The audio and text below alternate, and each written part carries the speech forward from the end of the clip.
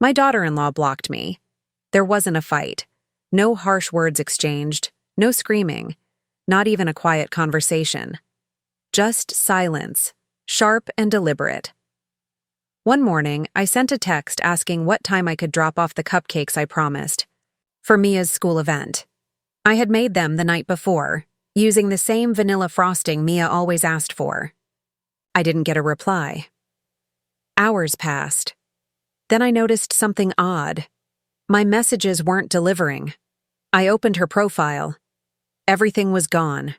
She had blocked me. I didn't say anything at first. I assumed it was some kind of mistake.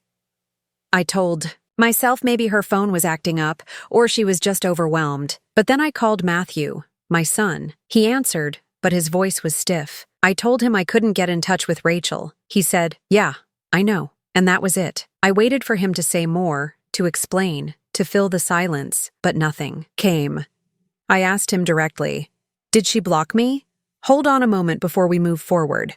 Let us know where in the world you're watching from. And if you're loving these stories, don't forget to hit subscribe. Tomorrow's episode is going to be absolutely mind-blowing." He sighed. "Mom, things have been tense. Rachel just needs space." That word, space, made me feel small. I asked what I had done.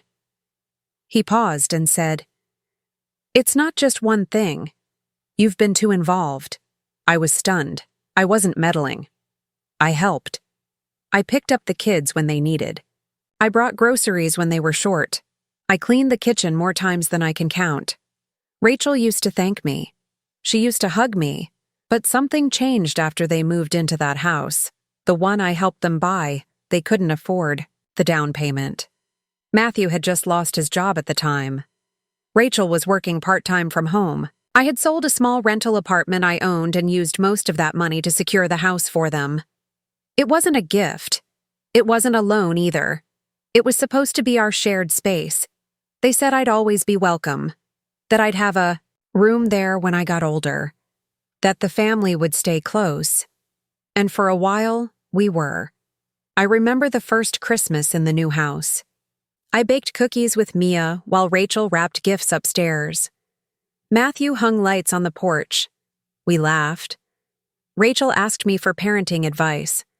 She said, "You raised Matthew right. You're a great mom." But then things started shifting. Small at first. Rachel stopped texting me photos of the kids. She'd say they were too busy. I noticed that when I dropped by, I had to ring the bell twice before someone opened the door. They started making plans without telling me. Birthday, parties, school events, Sunday dinners. The room they had called mine started filling with storage boxes. My baking trays disappeared. One afternoon, Mia asked if I was visiting again, and when I told her I'd always be around, she said, "Mommy said we need boundaries now." Boundaries. That word followed me around like a bad smell. The night after Rachel blocked me, I couldn't sleep. I lay in bed, staring at the ceiling, going over every interaction. Did I say too much? Did I overstep? Did I comment too often on how they were raising the kids? Maybe, but I never meant harm. I never criticized. I just helped. That's what mothers do. I thought about calling Matthew again.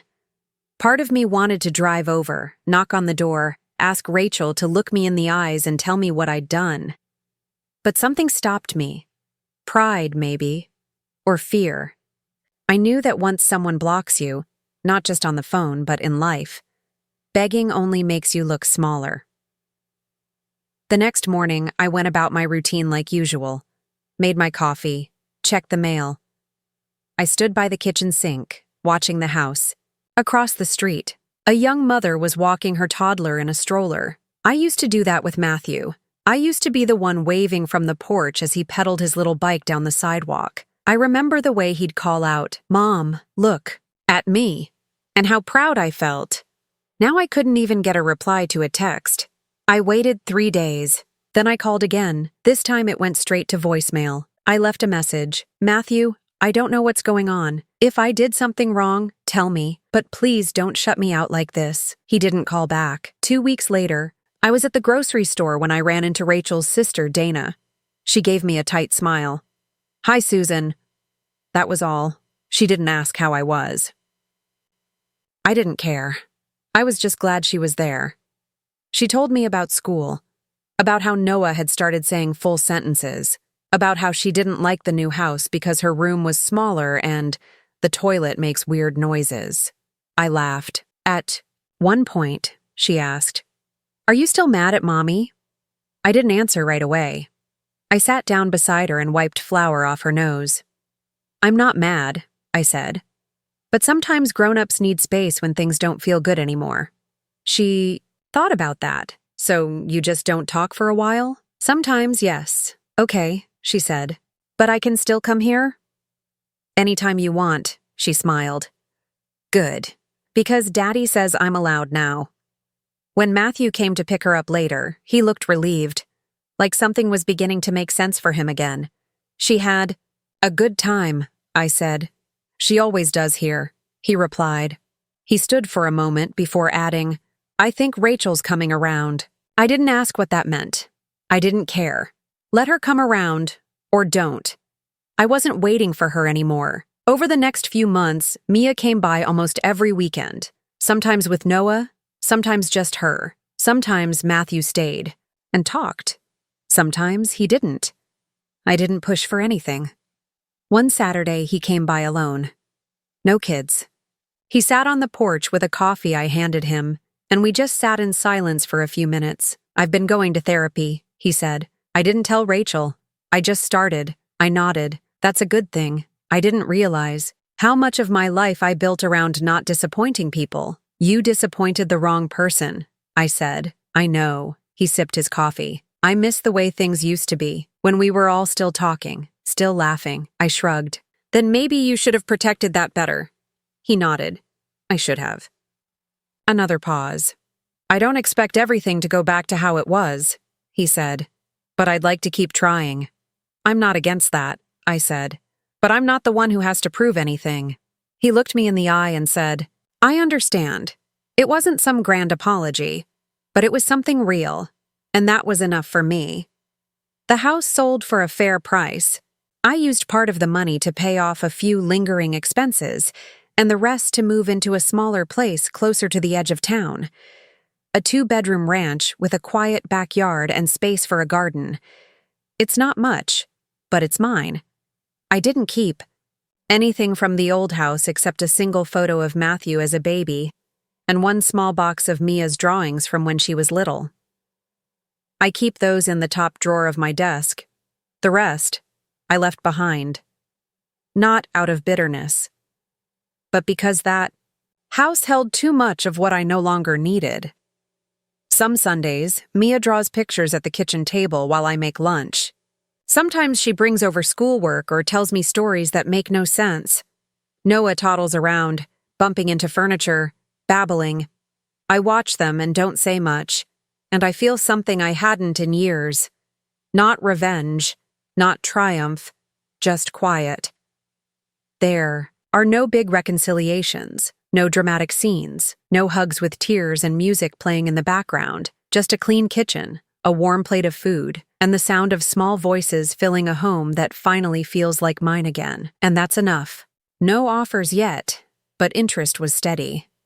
Rachel and Matthew didn't reach out again.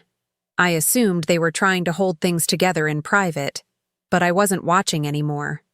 I had let go. Then, on a Thursday morning, I got a knock on the door. It was Matthew. Again, alone. He looked like he hadn't shaved in a few days. His shoulders slumped. He didn't ask to come in, just stood there holding a small box. "I wanted to give you this," he said, holding it out. I took it. Inside were printed photographs, dozens of them. Mia's second birthday, Noah's first steps. Thanksgiving dinner from 2 years ago. School plays. Family dinners. I looked up at him. "I thought you might want them," he said. I nodded slowly. "Thank you." He hesitated. "I'm sorry, Mom." I waited. "I should have protected our relationship better," he said. "I let her push you out because it was easier than standing up to her." That part, those words, I had waited years to hear. I know, I said. I can't undo what's happened, he said. But I'm trying to figure out how to be better. I nodded again. You're starting late, but you're starting. He looked down. I understand if you don't trust me yet. I don't, I said. But that doesn't mean I want you to fail. He swallowed hard. I just wanted you to know I see it now. Everything. What you did, what I didn't do, and how we got here. I reached for his hand briefly, just for a second. Take care of those kids, I said. I will, he promised. He left. This time, I didn't watch him walk to the car. Instead, I sat down at the kitchen table and looked through the photos. I placed a few in a new frame. I didn't cry. I didn't feel triumphant. But I felt steady. I had spent too long carrying everyone else's comfort on my back. Now I had put it down, and the silence that followed wasn't lonely. It was honest. The house sold 4 weeks after it was listed. It didn't go to the first buyer or the second. But on a Friday afternoon, the agent called and told me a young couple had made a full-price offer. They were expecting their first child and had fallen in love with the backyard. I asked how quickly they could close. He said 30 days. I said make it 25. That same evening, Matthew came by again. He already knew. I could see it on his face. There was no anger in him anymore, just fatigue and resignation. He didn't ask to come in this time. He just stood on my porch, like he had all the other times, shoulders slightly slouched, eyes downcast. We're moving in 3 weeks, he said. We found a small place about 30 minutes out. Not ideal, but it's what we can afford. I nodded. You'll be okay. He shrugged. I hope so. He looked older than his age, worn down, but not bitter, just stripped of all the assumptions he had leaned on for too long. I want to make sure the kids still see you, he said. I know Rachel's not ready for that conversation, but I'm working on it. I'm not going to fight for access to my own grandchildren, I said. That door was always open. He nodded. I appreciate that, he said. I really do. I didn't invite him in, and he didn't ask. When he left, I stood at the door until he pulled out of the driveway. Then I went back inside, opened a clean file folder, and placed the finalized purchase agreement inside. I labeled it Sale Closure. Not because I thought it was poetic, just because that's what it was. The day they moved out, I didn't go by the house. The realtor called and said the place had been cleared. Rachel and Matthew left it clean. She had left a note on the kitchen counter, apparently. I never asked what it said. He didn't offer to bring it. I didn't ask him to. The next time I saw Mia was 3 weeks later. It was a Sunday afternoon. I was sitting on the porch when a gray sedan pulled up to the curb. Matthew got out and opened the back door. Mia stepped out wearing a red sweater and holding a tote bag with her name on it. She spotted me and ran up the path without waiting. "Grandma," she said. She hugged me like nothing had ever changed. Like months hadn't passed with silence, with avoidance, with tension thick enough to choke on. I hugged her back. Matthew stood on the sidewalk, watching, but didn't interfere. We spent the afternoon baking cookies. She wanted to make sugar cookies shaped like animals. I didn't have cookie cutters, so she used the rim of a glass and made mystery animals. I didn't correct her. "We'll figure it out," she said. "We'll get a loan. We'll buy it from you." I nodded slowly. "Then get the paperwork ready. But this time the terms will be mine." She nodded once, stiffly, then walked away without saying goodbye. That night I sat in the quiet of my kitchen and finally felt something I hadn't in a long time: relief. It didn't come from winning. It came from stopping the cycle of trying to stay welcome, stopping the pressure of being the one to keep everything together. I wasn't angry anymore. I was just done.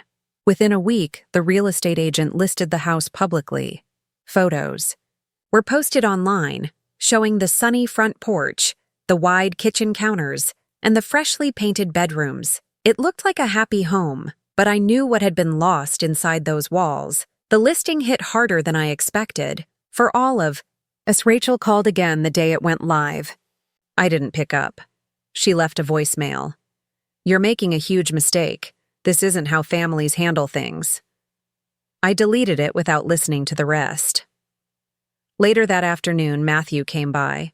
He looked different now, quieter, less frantic. He didn't ask to come in. He just stood on the porch, hands in his jacket pockets. "I wanted to tell you," he said. "We talked to the bank. They won't give us a loan." I nodded. "Then I guess you'll need to start looking for somewhere else."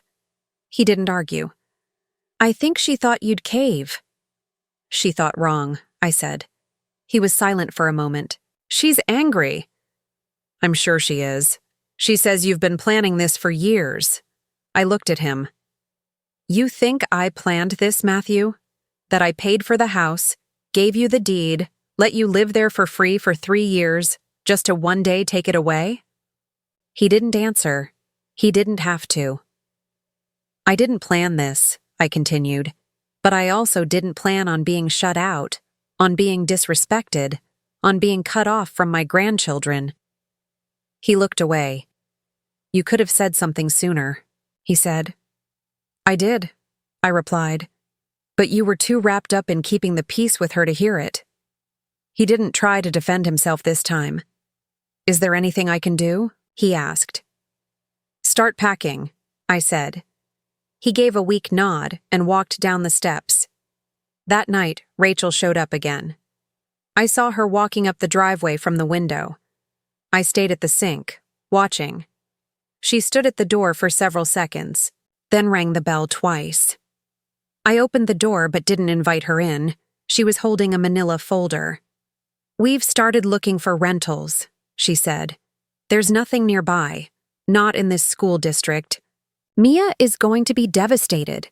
She'll be okay," I said. "Children are more adaptable than we think." Rachel didn't like that answer. "You're hurting her." "No," I said. "You hurt her the day you decided I didn't matter in her life anymore. That's not fair. What's not fair is being treated like a burden after giving you everything I had." Rachel's face flushed red. "You're being cold." "No," I said. "I'm being clear." She stared at me. "You're just doing this for control." "I'm doing this for peace," I said. "I gave up my say in everything for the sake of not being called difficult. I didn't come into your house and tell you how to raise your children. I didn't tell you how to speak to me or when. But now I'm telling you how this ends." She tightened her grip on the folder in her hand. "We need more time." "You have until the end of the sale process," I said. "That's more time than I was ever given." She exhaled sharply. "You'll never see the kids again if we have to move out of state." I raised my eyebrows. "Are you threatening me?" She blinked, caught off guard. "Because if that's your next move," I continued, "you better think carefully about what kind of story that tells your children one day." Her face changed. Not anger now, something else. Fear. Not the dramatic kind. The quiet, real kind. The kind people get when they realize their actions finally have consequences. "I didn't want it to get like this," she said, "but it did," I replied. She left without saying goodbye. 2 days later, a potential buyer toured the house. I wasn't there, but the agent told me Rachel stayed in the garage during the showing, and Matthew walked out with the kids for ice cream. He said the place felt tense, empty of warmth. That's what happens when people live inside something they took for granted. Another week passed. I didn't say anything when I opened the door. I just stepped aside and let him walk in. He stood in the middle of the kitchen, like he didn't know where to put himself. I poured coffee without offering it to him. "I told Rachel," he said, "finally, that this is your house, that you were within your rights." I sat down. She didn't take it well, I assume. "She's furious," he said. "She said you blindsided us." I looked him straight in the eye. "You think I blindsided you? Matthew, you blocked me out of my own family. You cut off contact. You let your wife treat me like I didn't exist. I didn't do this to hurt anyone. I did it because I was already hurt." He didn't interrupt. He sat down, finally, across from me. "She wants to meet with you," he said. "She says it's not too late to fix this." I gave a small shake of my head. "This isn't about fixing anything anymore. It's about ending something that already broke. He rubbed his eyes. You could have warned us. I leaned forward. I did. You just didn't want to hear it. He didn't argue. After a pause, he asked the question I expected. Are you really going to sell the house? I've already started the process, I replied. His eyes dropped to the table. We don't have anywhere else to go. I know, I said, not coldly, just honestly. What are we supposed to do? He asked, his voice quieter now. Not angry, just tired. You're going to have to figure it out, I said. The same way I figured it out when I was raising you alone. When I worked weekends and holidays to pay your tuition.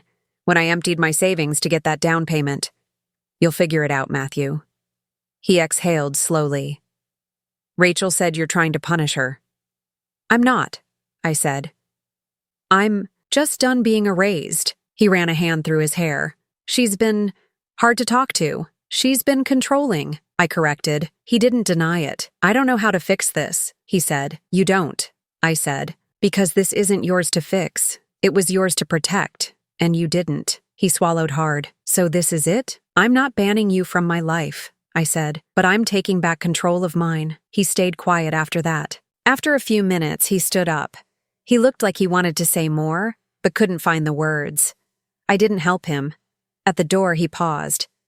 If we can't stay, how long do we have? I'm not throwing anyone out overnight, said. The listing is going live in a few weeks. After that, it's up to the timeline of the sale. He nodded.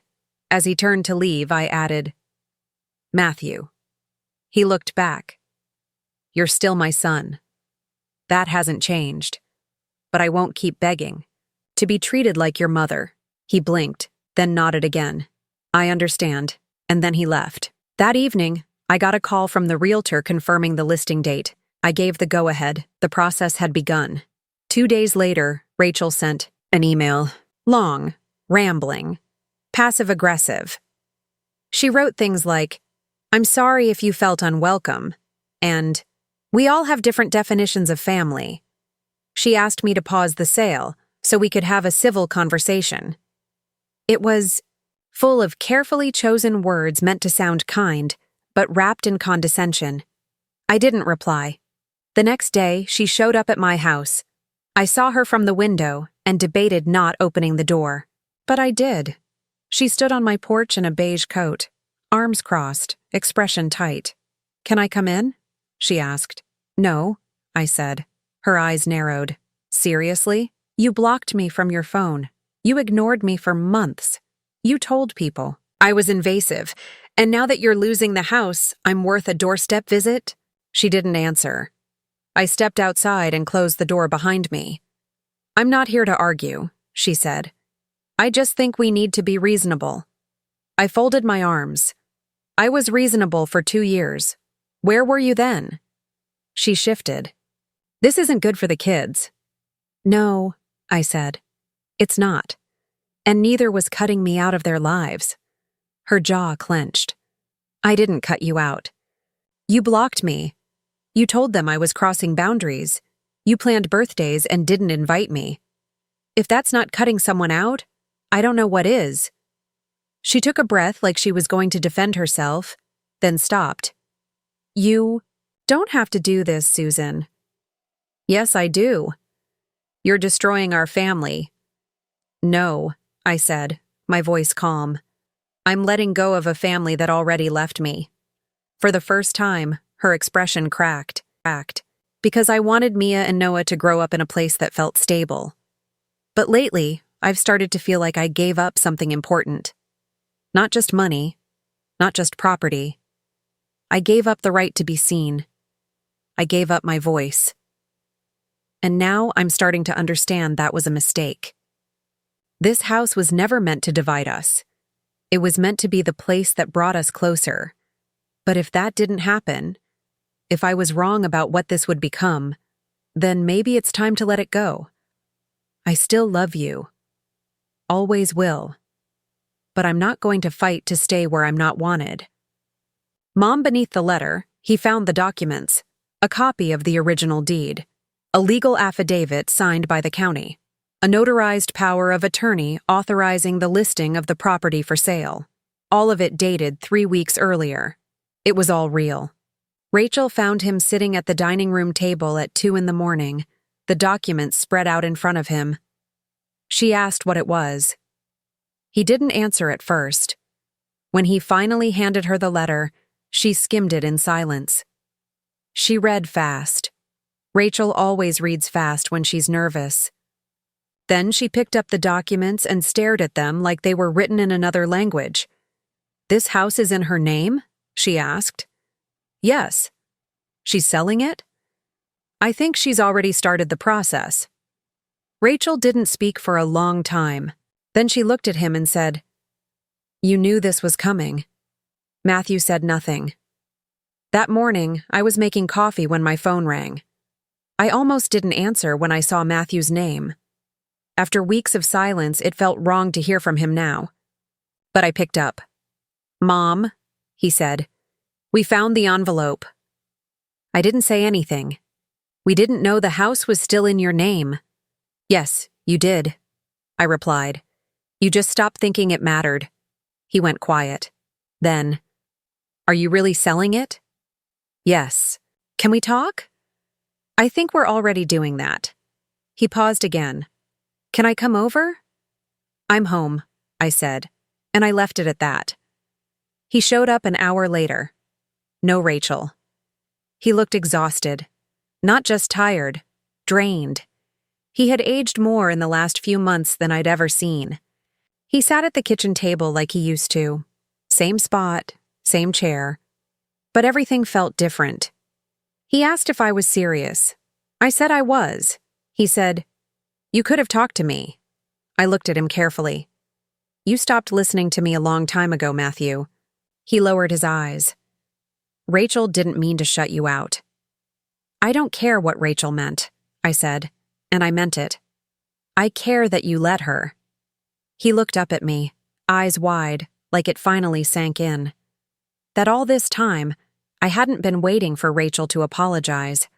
I had been waiting for him. "I thought you'd always be okay," he said quietly. "You've always been the strong one." "I'm not a wall," I said. "I break like anyone else." He didn't know what to say to that. I walked over to the counter and picked up the stack of papers he was now so afraid of. I held them out to him. "You and Rachel live in this house, but it's not yours, not legally, not financially. You've never made a mortgage payment. I pay the property tax. I maintain the insurance. I let you live there because I believed we were a family. But now I'm reevaluating what that means." He nodded slowly. "I'm not doing this to punish you," I added. "I'm doing this because I need peace, and this house doesn't bring me peace anymore." He swallowed hard. "Can I ask you not to do it?" "You can ask," I said. "But I won't stop." Matthew didn't argue. He sat there for another few minutes, then stood up. I walked him to the door. He looked like he wanted to say something else, but in the end, he just nodded. "Thank you for letting me read the letter," he said. "I didn't let you," I replied. "You just finally found it." He left, and I stood at the door, not crying, not angry, just still. For the first time in a long time, I didn't feel like the one who had to fix it. They had the house, but I still had the power, and I wasn't going to pretend otherwise anymore. The next morning, Rachel called my phone. I didn't answer. Then she sent a text. "We need to talk, please." I didn't respond. A few minutes later, "Susan, this affects all of us. Please reconsider." I turned off my phone and went back to folding laundry. By afternoon, Matthew showed up at my door again. No call, no warning.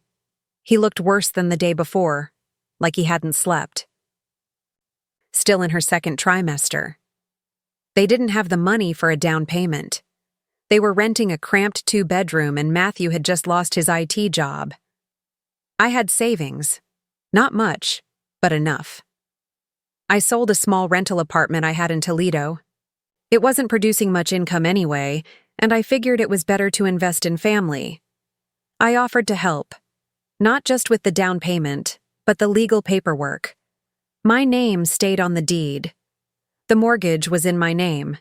Matthew and Rachel said they would take over payments once Matthew got back on his feet. They called it our family home. Rachel even said, "You'll always have a room here. Always." It didn't feel like that anymore. Now I wasn't welcome. Not even to drop off cupcakes. I opened my drawer and pulled out a manila folder I hadn't touched in over a year. Inside were the original purchase documents for the house. My name was on every line that mattered. Matthew's name wasn't. Rachel's wasn't. They were just listed as occupants on a side note. I stared at the page, not out of resentment, but clarity. I had given them security, a roof, a start. They gave me silence. That night, I heated up. A frozen dinner and sat at the kitchen table alone. I scrolled through old messages between me and Matthew. I found a photo Rachel had sent a year ago, Mia on her bike in the driveway. The message said, "She said she wants to ride all the way to Grandma's house one day." I remembered how warm that made me feel. That was the same week I left that envelope in their house. They had just moved in. Rachel was organizing the kitchen. Matthew was building Noah's crib. I had brought over dinner, and while putting away some papers in the office, I slid an envelope into the back of the drawer in Matthew's old desk. I didn't tell anyone. It wasn't meant for now. It was something I'd written during a late night, something emotional, honest, but hopeful. I never imagined it might be the only thing left of me in that house. Later that week, I went to my lawyer's office. Not out of revenge, out of necessity. I asked about the house, about the legal options. He reviewed the documents and said, "It's yours, Susan, entirely. You can sell it tomorrow if you want." I didn't say anything. I didn't plan anything. I just nodded. And then I asked him to prepare a formal sale authorization, just in case. I didn't tell anyone. Not yet. Not Matthew. Not Rachel. Especially not Rachel. But something had shifted in me. I had spent the last year feeling erased. Now I understood something I hadn't wanted to admit. They didn't just block me on their phones, they blocked me from their lives. I wasn't being given space, I was being replaced. And I wasn't going to stand in the background quietly anymore. It started with a call from Rachel to Matthew while he was at work. He told me later that her voice was sharper than usual. She was trying to open a drawer in the office and it was jammed. She had been organizing files, trying to finally convert that space into her home office. He told her to be careful. It was probably just swollen from humidity, but she kept pushing until it popped open. She found the envelope tucked at the very back, wedged behind a stack of old cables and user manuals. At first, she thought it was some old bill. It was thick, sealed, and didn't look recent. She noticed it had Matthew's name written on it in handwriting she immediately recognized. Mine. When Matthew got home, it was sitting on the kitchen table. He said Rachel didn't open it. She just stared at it all afternoon, unsettled. "Your mother must have left this when we moved in," she said. "Why would she do that?" Matthew didn't answer. He told me he opened it that night after Rachel went to bed. The first thing he saw was a handwritten letter. I had written it in blue ink on lined paper, folded in half. It wasn't angry. It wasn't desperate. It was just me, in my words, trying to explain what I had hoped this house would mean for all of us. Matthew, if you're reading this, then maybe some time has passed. Maybe things feel different now. Or maybe you're wondering why your mother left a letter in a drawer instead of just saying these things out loud. I guess I was afraid you wouldn't really hear it if I did. I want you to know I never helped you buy this house to hold it over your head. I did it because I believed in you. Because I wanted you and Rachel to feel safe. She didn't mention the kids. It felt rehearsed, like she had been told not to engage. I stood in the aisle holding a jar of marinara sauce and realized I was no longer part of their world. I cried that night. Not loudly, just quietly, sitting at the edge of my bed, staring at my phone, scrolling through old photos. Mia in her Halloween costume, Noah on his first birthday, pictures I used to be in, But then, slowly, I wasn't anymore. I kept thinking about the house. How it all started there. How once they moved in, everything shifted. At first, I felt proud giving them that start. I signed the purchase contract. I paid most of the down payment. My name was on the deed. They had promised, that this house would be our family legacy. But now I wasn't even allowed to knock on the door.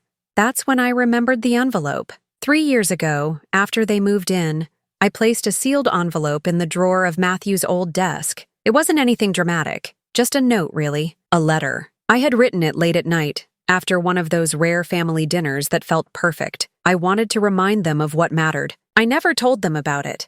I thought they'd find it one day during a cleaning or a move. And maybe, just maybe, it would mean something. I had almost forgotten about that envelope. Until now. Now, it was the only voice I had left. The only version of me that still lived in that house. I poured myself another cup of coffee. The sky was starting to darken. I turned off my phone, placed it face down on the counter, and sat at the table in silence. I didn't know what would happen next, but I knew something had shifted, and for once, I wasn't going to chase after them to fix it. They had blocked me, but they hadn't found the letter yet. Not yet. A few days passed. I still hadn't heard from Matthew. I didn't try again. I knew what that silence meant. When a door stays closed long enough, you stop knocking. But that didn't stop the ache, the kind that makes your chest heavy even when nothing's happening. On Saturday morning, I sat in my garage sorting through old storage boxes. I didn't have a reason. I just needed to keep my hands busy. I found a worn plastic tub labeled Matthew's School. Inside were years of memories, spelling tests with gold stars, a finger-painted card from 3rd grade that said, "Best Mom Ever," and a faded photo of us at his high school graduation. He was smiling, arm around my shoulder. I remember the weight of that moment, how proud I was. I'd worked 2 jobs to get him through those years. He got into college on a partial scholarship, but it didn't cover everything. I filled in the rest. Rent, groceries, car insurance. I made sure he never had to feel that pressure. He never asked me to. I just did it. Because that's what you do when you're a parent. I sat cross-legged on the garage floor for a long time, holding that photo. The edges were soft and curling. I remembered that night clearly. We'd gone to a diner after the ceremony.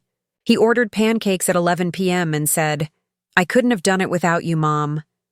I told him he didn't owe me anything, that I just wanted him to be happy. I don't think either of us knew what that would come to mean years later. After Rachel entered the picture, things changed slowly. At first, I thought it was normal. Matthew wanted to impress her. She had a different way of doing things. Everything with her was about structure, timing, boundaries. I adapted. I didn't interfere. I complimented her cooking. I let her decorate the holidays how she wanted. I even kept quiet when she suggested I text before stopping by, even though I had a key. But the tension started to seep in over time. Little things. One Thanksgiving, Rachel pulled me aside and said, "Please don't give the kids sugar before dinner again." I nodded, said nothing. Another time I offered to babysit so they could go out, and Rachel replied, "That's nice, but we already have someone. The kids need consistency." That one stayed with me. Consistency. As if I were some kind of disruption. Still, I kept showing up. I brought groceries, helped fold laundry, scrubbed the stove. I stayed late when Mia had the flu, holding her hand so Rachel could sleep. I kept thinking that if I just stayed useful, they'd never shut me out. I thought about the day we sat down to sign the closing papers. Matthew was nervous. Rachel was pregnant with Noah at the time.